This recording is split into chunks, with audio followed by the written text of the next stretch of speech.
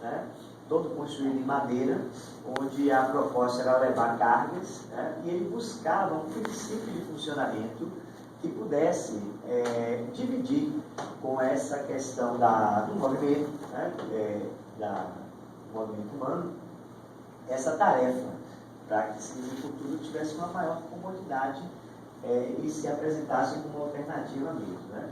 Então, conta a história que essa ideia, ela surge a partir do momento de uma observação dele, vendo a esposa cozinhar.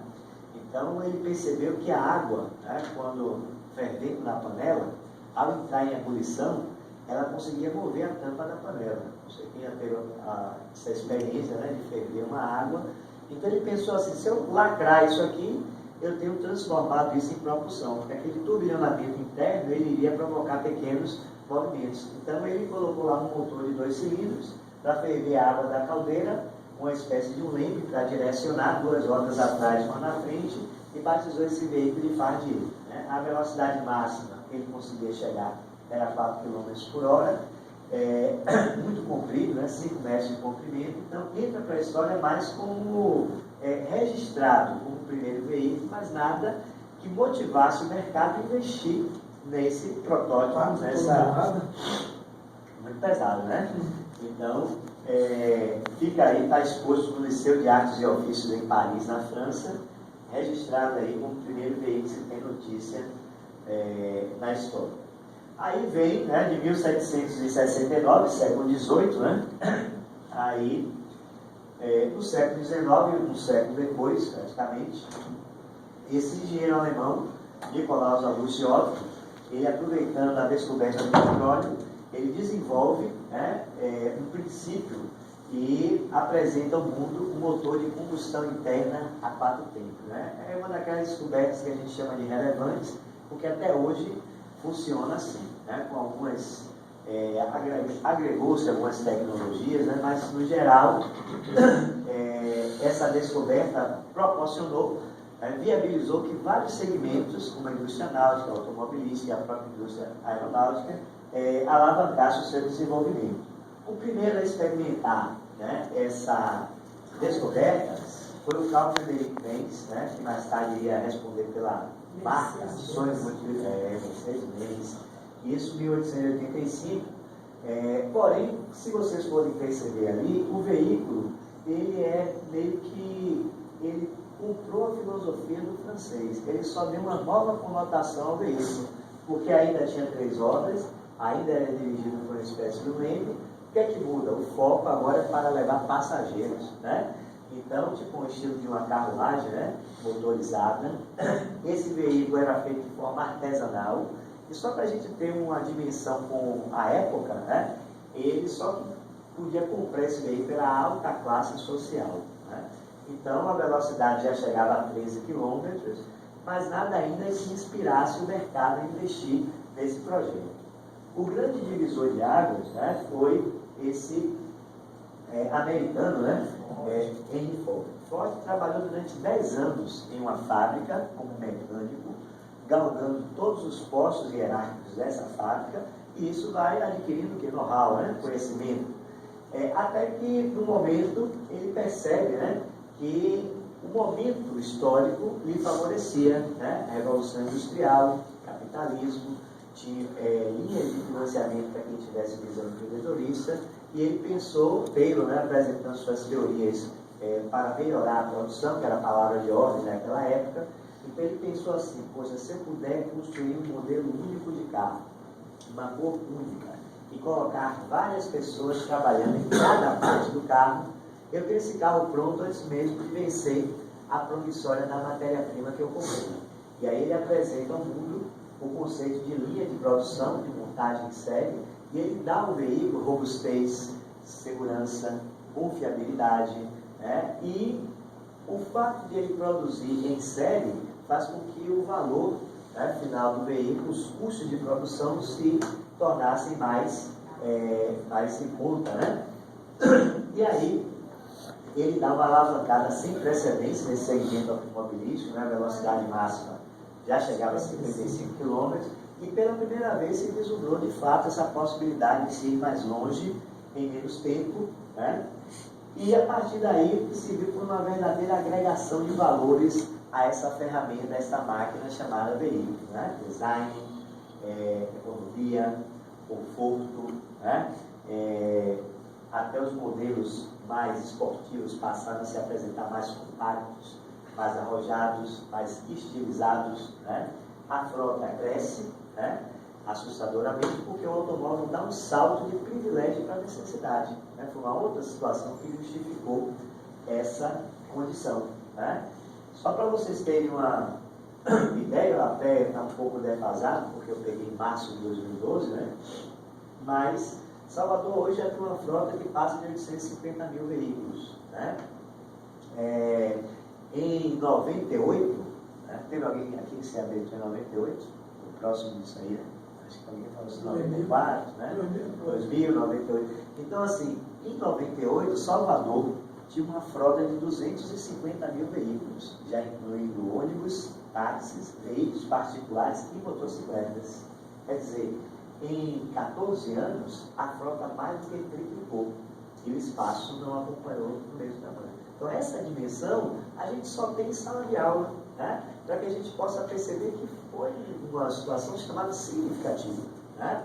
Então, hoje a gente já presencia congestionamentos da extensão de 18 a 22 quilômetros, né? Então, alguém pode dizer assim, mas em São Paulo é 120 quilômetros, né? São Paulo, capital, tem 8 milhões de veículos, né? É quase 10 vezes mais. Em São Paulo tem metrô, são 60 quilômetros de metrô. São Paulo é o segundo maior movimento de helicóptero do mundo. São Paulo tem os corredores para ônibus, São Paulo tem o rodízio. Então, se eu for proporcionalmente comparar, eu diria que Salvador preocupa até mais, né? Por quê? Porque Salvador ainda não tem o metrô, Salvador não tem rodízio, Salvador não tem vias exclusivas para ônibus. Tem algumas faixas, né? Quais vias? Se não são obedecidas. A Iguatemi é Vasco da Gama, né? E a Monopol que foi descaracterizada para construir o próprio metrô. Então, Salvador preocupa, né? Dessa área aqui, que vocês transitam, né? A CM Tancredo Neves, entre as 17h45 e as 19 horas, são 6.700 veículos, né? Que estão transitando ali. Então, a probabilidade de eu me envolver em acidente nessa faixa de horário aumenta. Se eu puder ter uma condição de evitar, por que não? Né? Então, são essas estratégias que a gente está sinalizando. E um outro dado que eu estou trazendo é que essas siglas, né, você vê que ele termina o vídeo dizendo, olha, o trânsito é problema de todos. A prefeitura não pode proibir você de comprar carro, né? Então eu preciso entender o seguinte, não são essas siglas que irão resolver o problema do trânsito, né? Tem um buraco ali, tudo bem, mas eu vou morrer por causa do buraco, eu preciso encontrar alternativas e no processo paralelo eu vou cobrando, que é diferente de reclamar, né? Para eu cobrar, eu preciso ter conhecimento, para eu reclamar, eu só preciso ter carteira, né? Vai voltando aqui, a partir do momento em que essa frota cresce, né, os acidentes passam a ser multiplicados. Eu disse que são 34 mil mortos no local, né? Ali ele falou em 50 mil, porque quando a gente contabiliza os que vêm a falecer dias depois do acidente por não resistir aos ferimentos, chega-se a esse número, tá?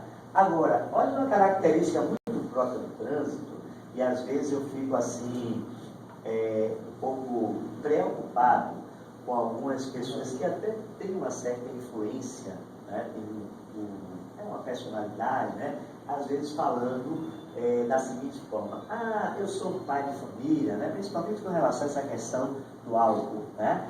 Eu sou um pai de família, quer dizer que eu agora não posso, por conta desta lei seca, no horário do meu almoço, tomar minha Malzebia, né? Tomar meu conhaque, né? Tomar um licor, né? Porque eu posso ser flagrado, vai correr atrás de ladrão. Já ouvi depoimentos dessa forma. Se vocês pensarem, né, de uma forma mais imparcial, pensarem como administradores, né, porque essa é a ideia de quem vai escrever alguma coisa, eu preciso pensar no contexto geral, o que é que a gente sinaliza? O trânsito tem essa característica muito própria. Se tiveram 34 mil pessoas que morreram no local, houveram os que mataram. Isso?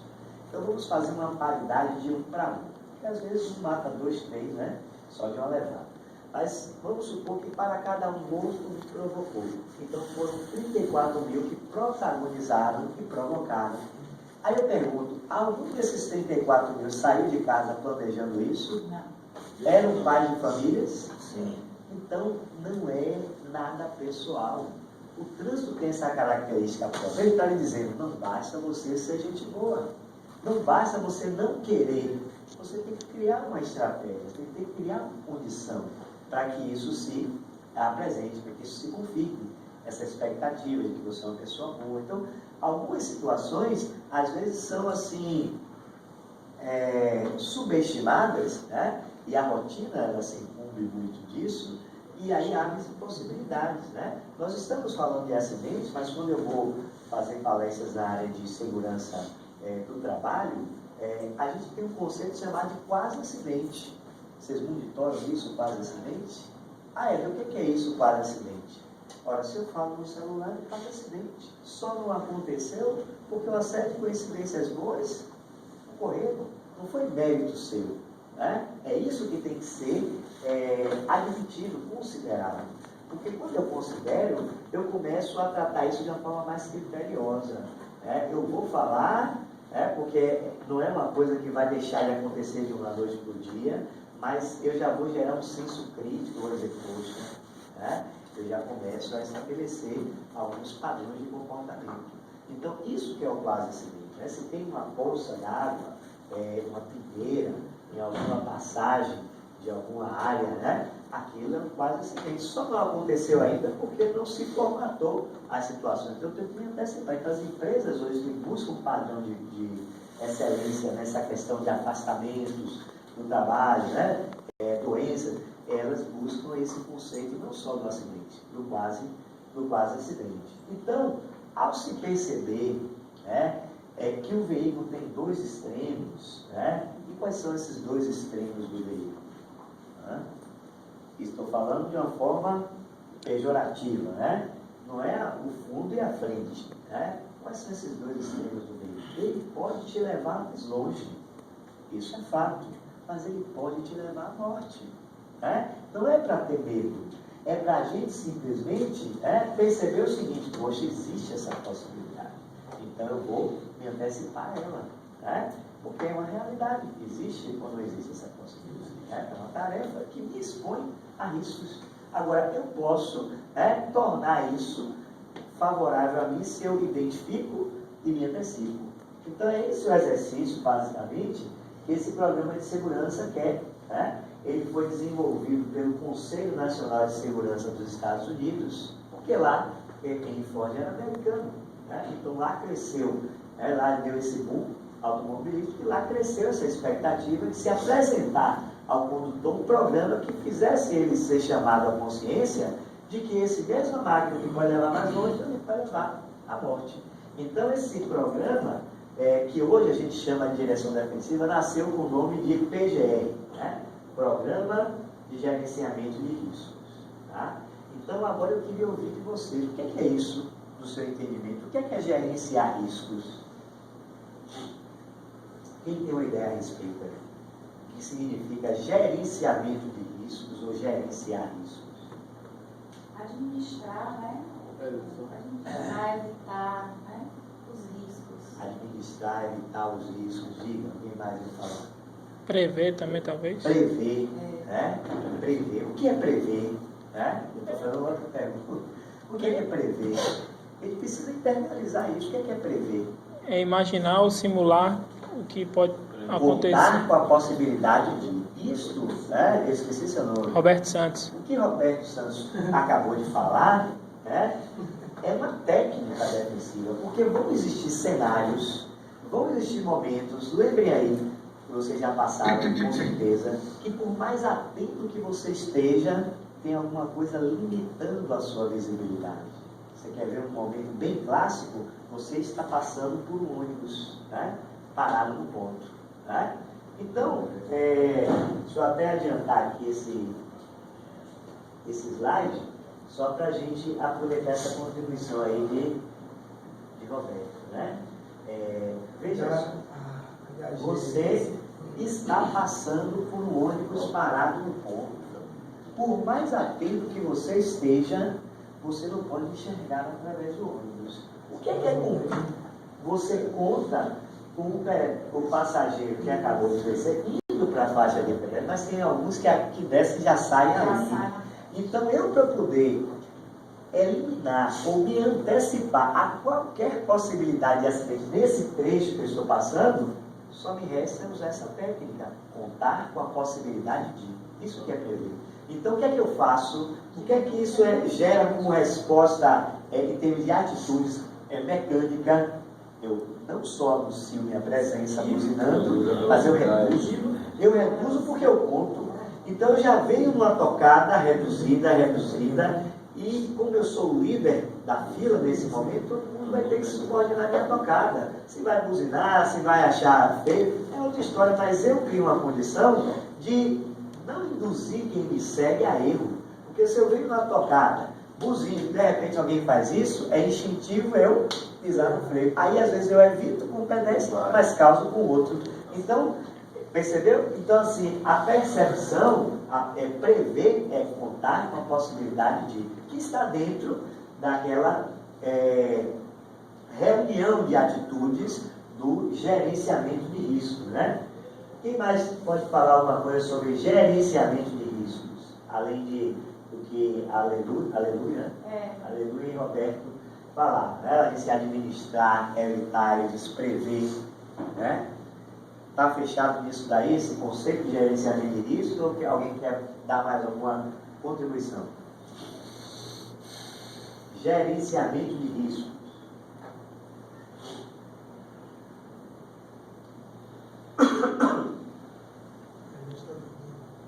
Bom,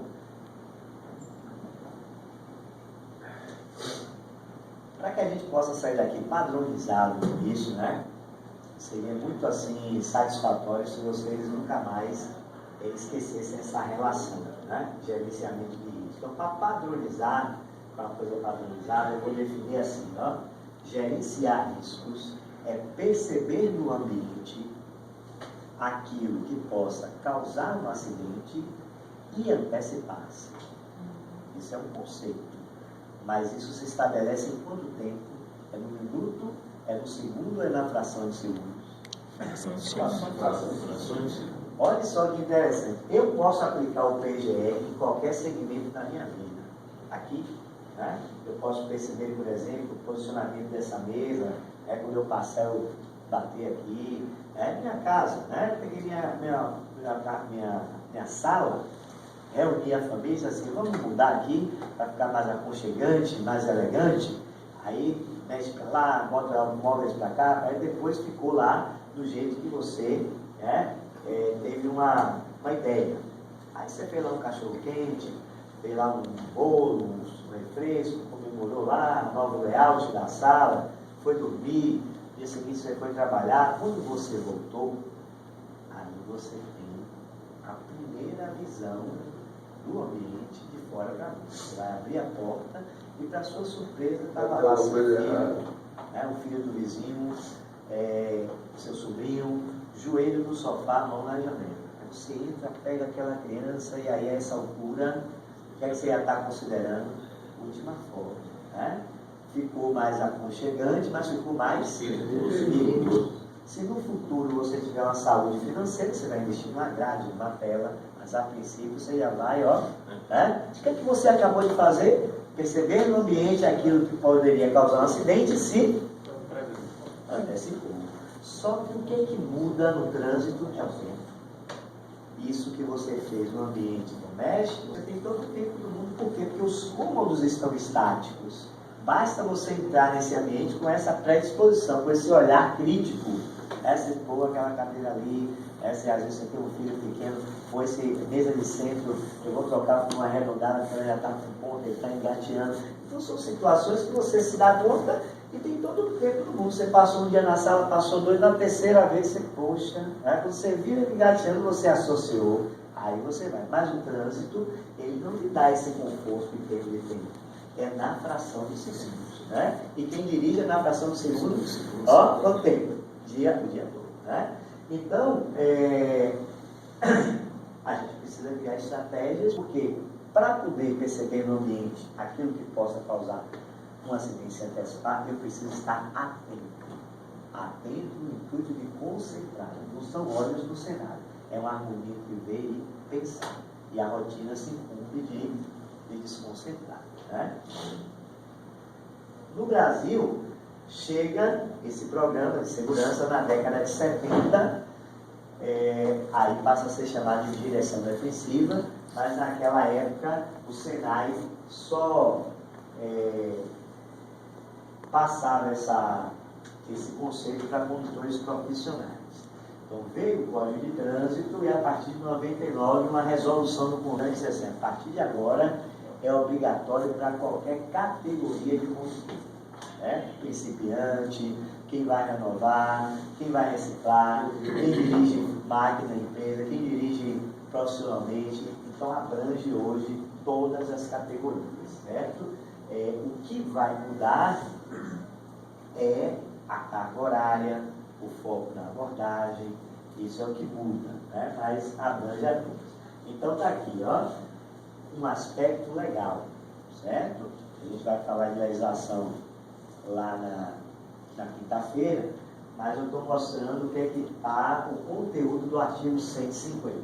Ó, CTB quer dizer Código de Trânsito Brasileiro. Ele prevê que as empresas que têm condutores operando a sua frota, o que é que vem ali? Devem. Ó, a lei está dizendo assim, é sua obrigação. Né? Quando a lei ela é escrita, tá? Ela espera que os públicos-alvos, eles busquem esse conhecimento, porque no momento de se aplicar a fiscalização, pouco vai valer se o cometimento veio por um desconhecimento, por uma imprudência, por uma negligência. O que vai ser avaliado é a atitude. Né? Então a empresa precisa vencer. Então, a empresa, ela está dizendo assim nas entrelinhas, eu estou mostrando que eu conheço e cumpro a lei. Então, o que é que se espera de resultado? No mínimo, uma mudança de postura. Não estou dizendo que seja inerente a esse público daqui, né? Porque a gente não conhece os números, a realidade, mas estou mostrando de uma forma abrangente como é que a coisa funciona a nível nacional. As empresas devem, né? E outros que sejam pertinentes. Então, ela está, no caso aí, fazendo a sua parte. Né? O condutor que dirige profissionalmente, que é o caso de vocês, ele está muito mais predisposto a se envolver em acidentes ou mesmo a cometer infrações. Né? Antônio Carlos, né, que é o colega de vocês, ele foi muito próprio falar assim, se for, professor, comparar proporcionalmente, tem pessoas que dirigem esporadicamente e tomam infração, e a gente que está todo dia, né? Então, às vezes, uma pessoa toma 2 infrações num período de 4 meses, mas aquela que tomou 2 no período de 2 meses, comparando que ela não está cotidianamente, está tomando até mais proporcionalmente, né? Então, quem está no dia a dia tem realmente essa condição, né, de se envolver tanto em acidentes quanto cometer infrações. Então, é importante que ela, considerando essa suscetibilidade, ela possa trazer para ela, né, admitir algumas estratégias que possam minimizar isso. Né? Lá na lei de trânsito, a atenção ela é tratada como uma responsabilidade do condutor. Olha o que a lei fez? Ela pegou a atenção e transformou em uma responsabilidade do condutor. Quando ela diz assim, o condutor deverá dirigir com atenção a todo momento. Olha o que ela disse de forma sutil, porque às vezes a gente não mergulha nessa interpretação. Está lá, se não me engano, no artigo 27 ou 28. Né? O condutor deve dirigir com atenção a todo momento. Ó, ela tirou dela, como diz, a reta, e jogou para quem? O condutor. Né? Entendeu? Então ela transformou um conceito em uma responsabilidade. O que ela está dizendo nas entrelinhas? Que o ato seguro de dirigir não começa quando você entra na cabine do carro. Não. Se você discutiu no trabalho, em casa, e assume essa condição de dirigir, mesmo estando bem, como é que você vai manter a atenção? Você está dirigindo e está lá, poxa, ele me humilhou, eu não vou mais deixar isso acontecer, o carro está lá acendendo a luz de freio. Então, é você ver, pensar e agir. Não basta ver, pensar e agir dentro de um tempo, de um espaço, uma métrica. Então, eu preciso fazer algumas considerações a esse respeito. Então, o que acontece hoje com as organizações, de um modo geral? Chamado modelo gerencial. O mercado é competitivo, quer queira, quer não queira. A gente não pode estar limitado só a fazer aquilo que a gente se dispõe, porque às vezes vem lá com um currículo debaixo do braço, ele sabe conduzir, ele também é mecânico, ele tem curso de legislação de trânsito, então ele acaba dando um salto à sua frente. Então, o que as empresas fazem? Quando um acidente acontece, elas geram análise crítica, para saber qual foi a causa daquele acidente. Na grande maioria das vezes, e isso é mundial, não é uma coisa inerente à ELM, ou ao Ministério Público, motorista do Ministério Público, a própria OMS diz falhas humanas. Mas o ser humano, ele diz assim, eu sou um ser racional. Será que estamos demonstrando isso no trânsito? Porque olha a discrepância. Sobre as causas que nós deveríamos estar exercendo controle, são 96%, apenas 4% por causas externas. Então, está muito discrepante. Poderia ser uma coisa mais próxima, mas no entanto não é. Então, a gente precisa perceber que essa questão da falha humana, ela está relacionada aqui. Uma das situações, a atenção, a imprudência, a negligência. Agora, e a conscientização, que gera a versão do comportamento. Eu costumo dizer o seguinte, sem conhecimento, você não tem consciência. Quando a gente fala assim que o problema da grande maioria desses acidentes estarem acontecendo, que estão gerando falhas humanas, passa pela educação, não é educação doméstica, estamos falando de educação para o trânsito, uma educação pontual para o momento que você estiver nesse ambiente, que é transitório, e que por uma questão de legislação, na época, vocês não tiveram. O que tiveram aqui foi uma prova de sinais, se não me engano, e que na época, meio que vocês eram motivados a decorar, compravam uma tabelinha, decorava lá, olha, o que é a sinalização? Não é um sistema de comunicação? Quando eu bato o olho naquele código, naquele formato, porque eu não tenho que traduzir uma mensagem, como é que eu vou decorar um sistema de comunicação? Só sai passar na prova, porque lá no ambiente do trânsito vai causar problemas. Eu passo por uma via, olho uma simbologia de chão e não sei mais ou menos o que ela me diz. Então, mesmo independente... Tocamento oblíquo. Então, às vezes assim, não foi avaliado, o terreno. Eu tive mesmo uma situação seguinte, você vem com o carro prancha e joga o sidebook, que é uma máquina, que vai fazer a parte de nivelamento do piso. Então, veio lá o caminhão prancha com o sidebook, só que eles estavam acostumados a fazer isso em áreas planas. Não se o técnico lá quis ser proativo, e aí o engenheiro não tinha ainda feito a verificação, a inspetoria, a inspeção, se o terreno estava totalmente plano, mas a olho nu. Só que quando colocou, tinha um desnível, quando botou a inclinação, ele tombou. Então, são precauções mesmo que tem que ser adotadas. Então, como é que esse programa de segurança ele vai contribuir para que você reveja conceitos e aplique isso no seu dia a dia? Quando a gente apresentar aqui vídeo, na realidade esse vídeo ele tem um propósito. Ele tem o propósito de ser apresentado como um estudo de caso, para que a gente, ao analisar aquele vídeo, a gente não foque na consequência, a gente foque na causa, o que causou. Porque é isso que vai dar o ganho de aprendizagem, é isso que vai dar o benefício. A consequência, não, ela vai impactar, ela vai servir às vezes para você fazer refletir, mas o grande mérito é você buscar assim, o que foi que causou. Então, essa é a ideia de se exibir o livro, é fazer com que você desenvolva uma análise crítica.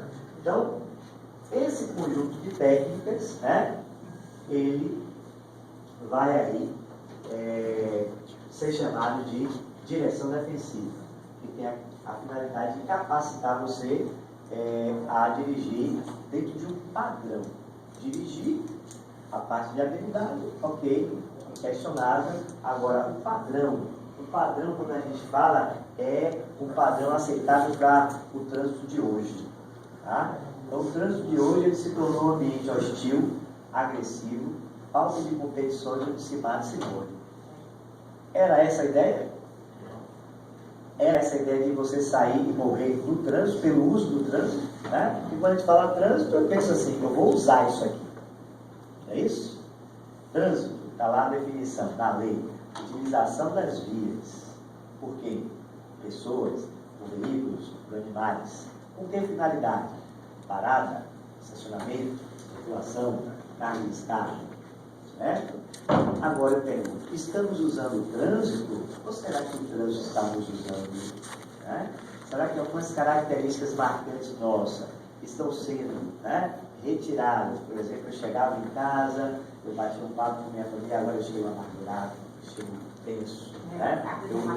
Eu pego minha pior parte e dou para uma pessoa que ficou o dia todo me esperando naquela expectativa de como é que foi seu dia, vamos trocar ideia. E eu paro assim, poxa, quem está fazendo isso comigo? Então será que é o trânsito que está me usando ou eu que estou usando o trânsito? Então eu tenho que inverter esse jogo aí. Será que eu que uso o celular que me usa, ele toca e ele diz assim, atenda, não importa onde você esteja, no ambiente fechado, no trânsito.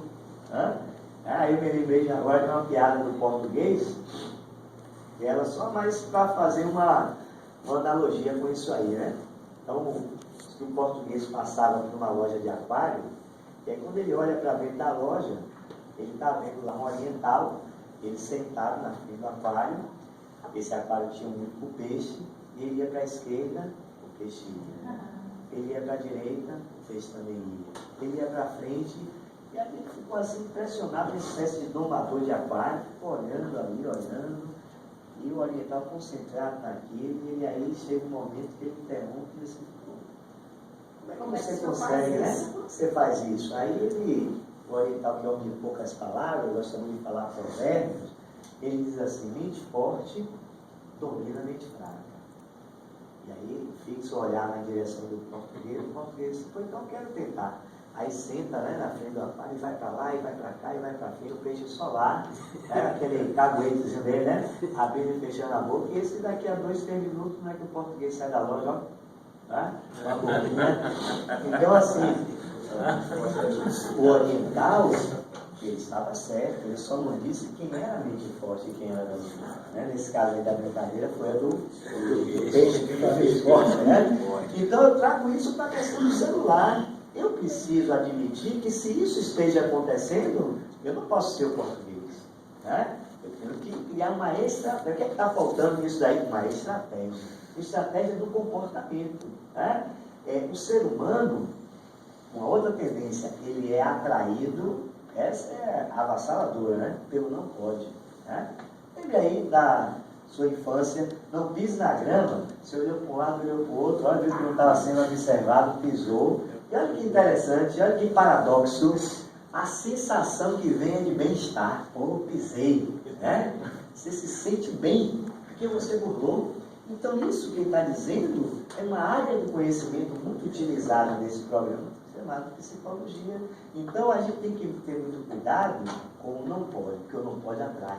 Então eu começo a buscar a lógica da coisa. Por que não pode falar isso? É isso que eu preciso me perguntar. Por que não pode? É só por multa? É só isso o problema? Porque tira a atenção. Cai a porcentagem de atenção, vai pro Belém. Você quer ver uma coisa? O brasileiro ele se especializou em, quando a lei é apresentada, ele quer ver onde é que ele fura a lei. Em vez de ele procurar saber se a lei é boa, né? São Paulo lançou o rodízio, né, por final de placa. Né? São Paulo é o maior centro de troca de mercadorias do país. Na verdade, São Paulo é um país dentro do país, né? São números bem discrepantes. Mas o que acontece? Troca de mercadorias, eu faço com que tipo de veículo? Eu uso que tipo de veículo para fazer carga e descarga? Caminhão. E qual é o combustível mais comumente? Diesel. O diesel é o mais poluente de todos os combustíveis, porque na combustão, ele, além dos gases da combustão, que é o monóxido e o gás carbônico, ele libera uma substância chamada de diazina. Né? A diazina é aquela substância altamente tóxica aos seus alvéolos pulmonares, ao seu aparelho respiratório, às suas mucosas, né? E ele é responsável pelaquela coloração cinzenta característica da fumaça do óleo diesel. Aí eu pergunto, como é que é o céu de São Paulo? Não sei quem já teve a oportunidade. Cinza, né? Aí o cara, eles têm a falsa sensação de que ele está enganando o administrador público quando ele compra um carro de outra terminação e diz assim, enganei você, eu estou todo dia no trânsito, eu burlei. Ele está se enganando ele mesmo, porque se todo mundo pensar igual a ele, como é que vai estar a qualidade do ar? Entendeu? Então essa falsa sensação tem que parar de ter. Aí, o que um aluno me perguntou no outro dia? Primeira habilitação, você vê que esse cara ainda vai dirigir, mas olha como é que já vem a coisa, já está pensando na frente, ele é aquela pessoa, e o viva voz, né?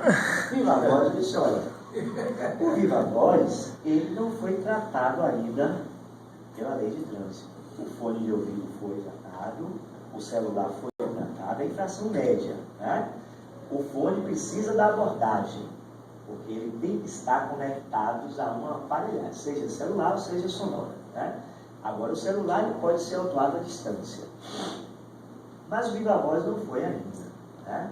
É um recurso, já vem no equipamento, é diferente de você, ele não é um acessório, ele é integrado ao veículo. Né? Quer dizer, é um acessório, mas já vem de fábrica, é isso que eu quis dizer. Agora, o fato do fabricante lhe oferecer essa possibilidade não quer necessariamente dizer que você tem que esfregar as mãos e dizer, opa, não pode me mudar. Né? Porque você pode usar isso de uma forma consciente. Porque quem está te ligando não sabe seu momento. É você que tem que reproduzir. Então você está dirigindo. Você está dirigindo, chegou a ligação, você diz isso aí que Mário Jorge falou, ó, estou no trânsito, daqui a pouco eu te ligo. Pronto, você usou um recurso a seu favor. Que bom que tem o viva voz, né? Porque você pode, sem tirar as mãos do volante, sem perder a atenção, dizer, ó, daqui a pouco eu te ligo, estou no trânsito. Pronto. Se for uma coisa muito urgente, a pessoa vai insistir, você aguarda aí na linha, eu vou sair. Pronto. E aí você vai sair, aí você pode interagir. Né? Porque assim, o celular, quando você começa a interagir, você virtualiza a pessoa. Quantos de vocês não já passaram e viram a pessoa assim, né? Fazendo gestos? Professor, eu vou falar aquele dia, eu vou. Quer dizer, ele está virtualizando a pessoa. Entendeu? Você começa a interagir. Percebe? Então, esse é o grande risco do celular. Né? É um quase acidente. Agora, ele se multiplica. Né? Essa atitude, ela se impregnou. Percebe? O objetivo é evitar acidentes ou minimizar as suas consequências, né? Porque quando se fala assim, está se considerando o seguinte, que existem acidentes que são inevitáveis. Né? Agora, quando você trata o acidente do ponto de vista da análise crítica, você vai chegar ao conceito seguinte, que mesmo que fosse inevitável para ele, poderia ser por você. Quer ver um exemplo? Eu estou parado no semáforo, aguardando a transição do vermelho para o verde. Aí vem alguém atrás e bate. Para mim, que estava ali, esse acidente era o quê? Inevitável. O que eu ia fazer? Eu não posso inventar uma coisa, eu tenho que agir de uma forma lógica. Né? Tudo bem, às vezes acontece que o cara olhou e avançou, foi, né? Mas não é lógico que tem pessoas passando e tal, não é uma coisa lógica. Agora, para quem estava atrás, alguma coisa aconteceu, ele se distraiu e tal. Então, de um modo geral, esse acidente era evitável, não é? Agora, pontualmente analisando, né? Agora, quem lembra o que o William falou assim? Andar a pé a uma velocidade um pouco mais... 3 km. Então, olha só, isso eu gosto muito de usar isso aí, porque eu costumo dizer assim, que os números, na grande maioria das vezes, ajudam a se rever conceitos, né? E aí eu volto a associar essa questão de, né? Atraído pelo monopólio. Meu carro tem película, né? Fica um pouco escuro, e às vezes eu me aproveito disso e ele não gosta de usar o cinto e não uso, né? Quando eu vejo o fiscal, eu volto. Quando o fiscal certinho, e fico dando risada sem enganei ele, né? Agora, esse comportamento, a lei pegou o cinto de segurança e colocou uma condição para o uso das vias. Ao dizer, o cinto de segurança é obrigatório para condutor e passageiros em todas as vias do território nacional. Em todas. Até nessa garagem é. O que acontece aqui é que a fiscalização ocorre na via pública. Você não vai ter um agente da Trans Salvador aí na garagem olhando isso. Mas se acontecer um acidente, certo? E for solicitado que venha fazer a ocorrência, ele vai tomar conta dos fatos e vai aplicar o que couber. Percebeu? Então, assim, voltando, você caminhando em trote normal, se você pudesse botar um velocímetro em você, ele ia marcar lá entre 3 e 4, né? O ponteiro ia ficar oscilando entre 3 e 4. Agora, não sei quem já vivenciou essa experiência, ó, andando distraído, se bateu num poste, no orelhão, numa árvore, em outra pessoa. Tomou uma topada. Né? E deve ter doído, né? Às vezes até resultado. Né? Então, ele está me dizendo que é muito pouco provável que a 30, que a 40 quilômetros, que nem são velocidades muito usadas, o pessoal usa mesmo 60, 80. Quem está me dizendo que a 30, 40 quilômetros, dirigindo um veículo sem o cinto, seja muito pouco provável que eu saia desse acidente sem lesões? Não é a lei de trânsito, não. É uma outra lei que ela está adormecida ali, chamada lei da física. Ela está dizendo que na transição da década de 70 para 80, os para-brisas dianteiros, que eram temperados, né, passaram a ser laminados. Por que eles passaram a ser laminados? Porque o temperado tinha risco de você ser projetado e passar pelo para-brisa. Então, você passar pelo para-brisa retalhava seu rosto todo, deformações, cegueiras, óbito, né? Então, hoje os para-brisas dianteiros, né, porque os laterais ainda são temperados em algum, que reduz custo de fabricação, mas eles são laminados, então ele não estilhaça, ele rasga. O que isso trouxe de benefício? Pelo para-brisa dianteiro você não passa mais, mas tudo que bate volta. E sua cervical, né, provavelmente não resista. Né? Então, muito cuidado com essa falsa sensação de estar levando vantagem. E a lei ainda colocou o condutor como sendo o responsável pelo passageiro. Chama-se responsabilidade civil e criminal. O condutor pode responder por indenização e pode pegar a cadeia se aquele passageiro morrer e for constatado na investigação que alguma norma de segurança foi descumprida. Ora, por mais que esse passageiro seja um patrão, um pai, a lei não botou isso. A lei botou a condutor e passageiro. Ele disse que o condutor é o responsável por ele. Então, junte os dados que você vai ter informação. Né? Então, o que acontece? Na hora que virar processo, né, a pessoa já está morta, às vezes está lá em coma, até ela se recuperar para dizer, não, eu que não quis, a família já entrou, e você só vai ser perguntado a você duas coisas, né? Você conhece esse aspecto legal? E por que você correu esse risco? Se você conseguir responder isso daí, você sai ileso, né? Mas se não, né?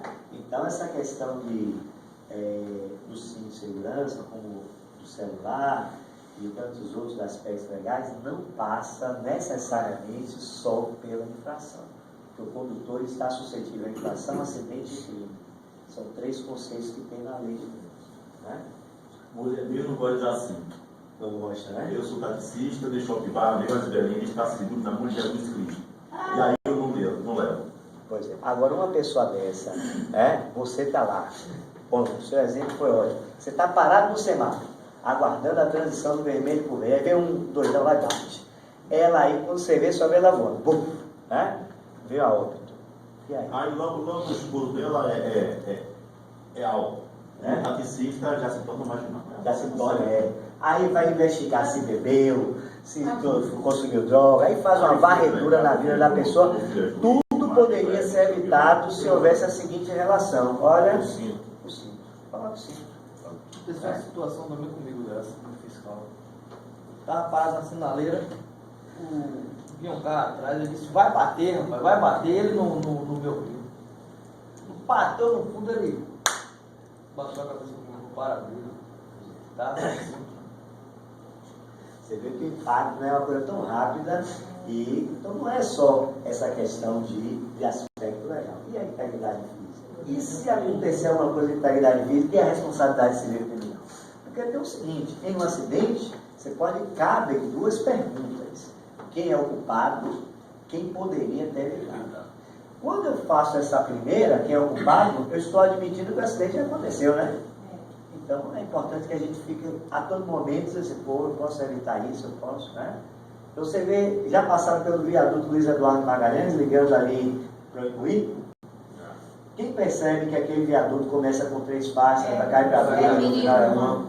Como é que é isso naquela pessoa que diz assim, minha faixa? Imagina aí, minha faixa, a coisa termina a sua, você vai brigar com a engenharia, eu estou na minha faixa, entendeu? Então a gente não pode tratar as coisas assim. Quantas vias em Salvador são assim, que vai reduzindo? Então eu preciso mapear isso e me antecipar. Né?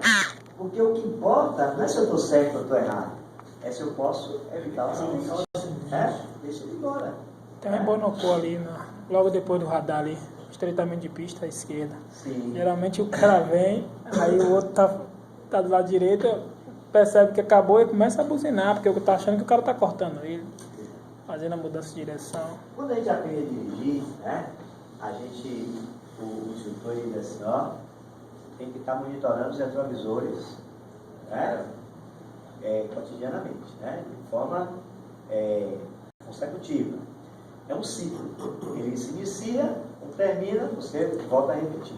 Então o ciclo basicamente passa assim, retrovisor central, direita, esquerda, voltou. Note que está nascendo uma figura geométrica aí. Estou dirigindo, retrovisor central, direita, esquerda, voltou. Eu utilizo a visão periférica, que a lei da física diz que ela vai diminuindo com a velocidade. Eu utilizo a visão frontal, que é aquela visão que eu vejo o veículo imediatamente. E o programa de segurança, ele lhe alerta a você usar a visão longitudinal, que eu acredito que você já faça isso, porque a visão longitudinal, ela permite você enxergar o líder. Percebe? Porque se aqui é uma fila de carros, e aqui tem um buraco, quem vai ver primeiro?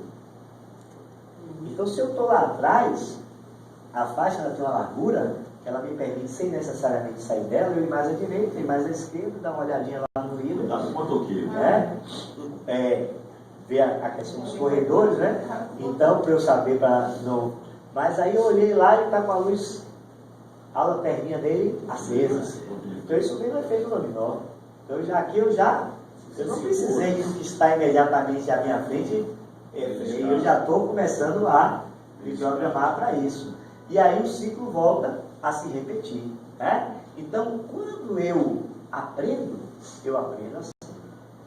Aí, você vê o que é, a questão cultural. Quando eu aprendo, eu aí tenho esse entendimento próprio e que não tem nada a ver com experiência e de achar que primeiro é uma mão, Agora mão para quê? Já aprendi uma mão.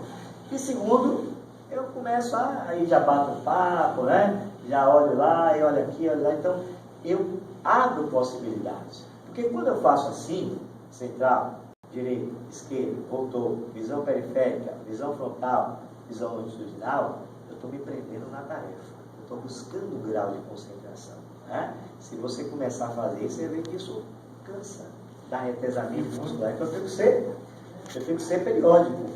Tem que estabelecer uma periodicidade disso aí, de quando uma relaxada, mas quando for oportuno. Né? Eu estou agora num momento que naquele trecho de via os carros já se espalharam bastante, aí agora, né?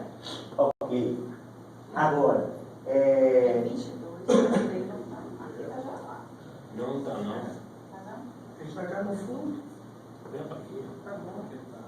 Tá em cima aí. 22 tá gelado. Se quiser pode aumentar. O bom é 17. 17 é conhecimento. 17 gela. É normal. Aí isso aí, 17 vezes é 18. A mínima isso aí é 18. É, né? quando se fala assim, segurar o volante com duas mãos, né? Aí o que é que esse programa de segurança ele objetivou? O aproveitamento máximo do curso da direção. Eu tenho segurando em que posição e de que forma. Eu sei que ali é um volante, então você pode fazer uma analogia com um relógio de ponteiros. Se for uma analogia com o relógio de ponteiros, vocês concordam que é como se fosse um 3 no 9, né? Um 3 no 9, né? 15 para as 3, né? O 9 e 15, né?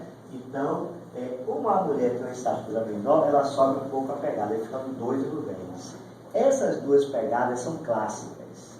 Ela, você se posicionando semi-ereto e segurando assim, você tem uma inclinação no braço e você tem esse curso. Certo? Perceba que se eu reclino no banco, eu vou esticando o braço. Se eu coloco uma mão, ó, o curso já diminui. Se não der tempo de eu frear, eu perco a possibilidade de evitar. Isso eu perdi a habilidade. Observe a diferença. Eu posso me sentir mais confiante dirigindo assim. Eu posso me sentir mais confortável, mas eu perdi em velocidade de resposta. Entendeu?